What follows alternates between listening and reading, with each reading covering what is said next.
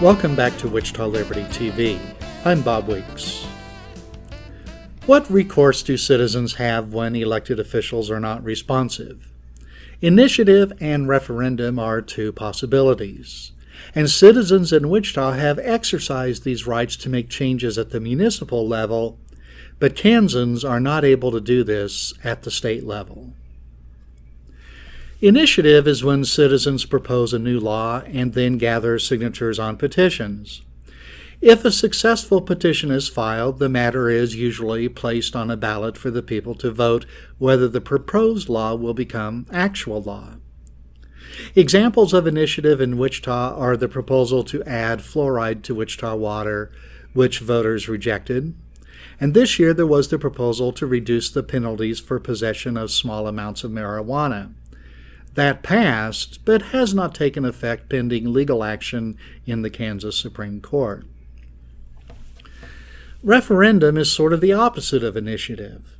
Referendum is when citizens petition to overturn an act passed by a governing body. An example is the 2012 repeal of a charter ordinance passed by the Wichita City Council. So at the municipal level in Kansas, citizens have the right of initiative, although in practice the right is limited, and the right of referendum is more narrowly limited than even that. But at the state level, there is simply no possibility for citizens to exercise initiative or referendum. Kansas law does not allow for this. Initiative and referendum allow citizens to vote on specific laws or policies. This is contrasted with elections for office, where voters must choose candidate A or candidate B. And voters have to take the entire package of positions associated with a candidate. It is not possible to select some positions from candidate A and others from candidate B.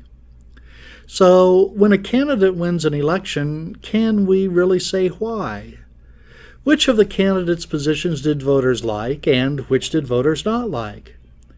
Results of regular elections rarely provide a clear answer. Initiative and referendum, however, lets citizens vote on a specific law or proposal. There is little doubt as to the will of the voters. Yes, there is a difference between voting for politicians and voting for policies and laws. When given a chance, Wichitans have often voted differently from what the Wichita City Council, wanted. An example is the 2012 overturn of a charter ordinance the council passed. Another is the failure of the sales tax in November 2014. Now, that matter was on the ballot not because of citizen initiative, but it is an example of voting directly for an issue rather than a candidate. And you remember that citizens rejected the sales tax by a wide margin, contrary to the clear wishes of the city council, city bureaucrats, and the rest of Wichita's political class. It's different voting for policies than politicians. For one thing, the laws passed by initiative don't change, at least for some period of time. But politicians and their campaign promises have a short shelf life and are easily discarded or modified to fit the current situation. We saw that in today's first segment, where conservatives in the Kansas legislature are tossing aside their core beliefs and the pledges they signed. If you're not convinced that initiative and referendum is a good idea, consider this: politicians do not want it. That may be its best argument. Generally, politicians and bureaucrats don't want citizens to be empowered with initiative and referendum. When the Wichita City Council was forced to set an election due to the successful petition regarding the Ambassador Hotel issue, reactions by council members show just how much politicians hate initiative and referendum. Council member Pete Meitzner, who represents East Wichita, he wanted to move the election to an earlier date so as to avoid community discourse and debate. Councilmember Janet Miller, she represents North Central Wichita, she expressed concern over dragging this out, and she said she wants to get it over with as soon as we can so that we can move on. And in his remarks, former Mayor Carl Brewer advocated having the election as soon as possible. He told the city by doing that, it eliminates a lot of turmoil inside the community unrest. Well, as you can see by these remarks, politicians don't like citizens second-guessing their actions. They don't like discourse and debate in the community. When citizens challenge the city council, our former mayor said it causes turmoil and unrest. Initiative and referendum gives citizens the power to force office holders to shut up and listen. John Funn said it best. He wrote, "Without initiatives and referendum, elites would barely bother at all to take note of public opinion on issues they disdained. From supermajority requirements to raise taxes to term limits, they serve as a reminder that the experts sometimes have to pay attention to good old common sense." A criticism often leveled against initiative and referendum is that the ballots will be crowded with questions submitted by citizens. But as anyone who has been involved in a petitioning effort can tell you, filing a successful petition is not a simple or easy matter.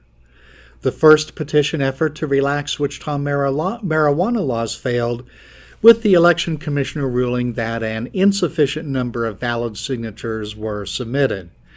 Generally, petition signers must meet certain requirements such as being a registered voter and living within a certain jurisdiction. Now, the Kansas Attorney General contends that the second petition by the same group is defective because it lacks the proper legal language. It's common for the validity of petitions to be contested, either by government itself or by special interest groups that believe they will be adversely affected.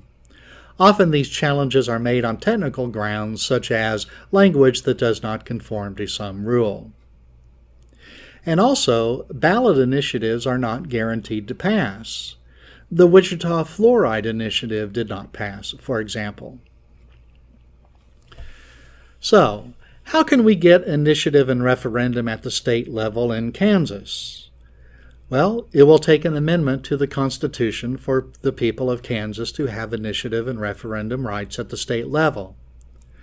That requires passage of a measure in both chambers of the legislature by a 2/3 margin, and then passage by a majority of voters. Although the governor does not play a direct role in constitutional amendments in Kansas, as they do not require the governor's signature, a governor can still have a role. In 1991, Governor Joan Finney supported initiative and referendum. An amendment passed the Kansas Senate, but did not advance through the House of Representatives.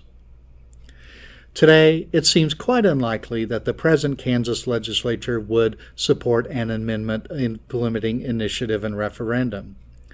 Politicians just don't want to give up the power. We should note that the laws giving some initiative and referendum rights at the municipal level is a state law. By passing that law, state legislators were imposing a hardship on other elected officials, not themselves. But initiative and referendum are popular with voters. In 2013, Gallup polled voters regarding petitioning at the national level. 68% favored this, while only 23% opposed. One of the few issues that poll higher than this is term limits for office holders. By the way, do you know what citizens and states often do after gaining the right of initiative? Yes, they impose term limits on their legislatures, and they may also pass laws limiting the ability to increase taxes and spending. Lawmakers don't want you to do that. That power, they say, should be reserved for them and for them alone.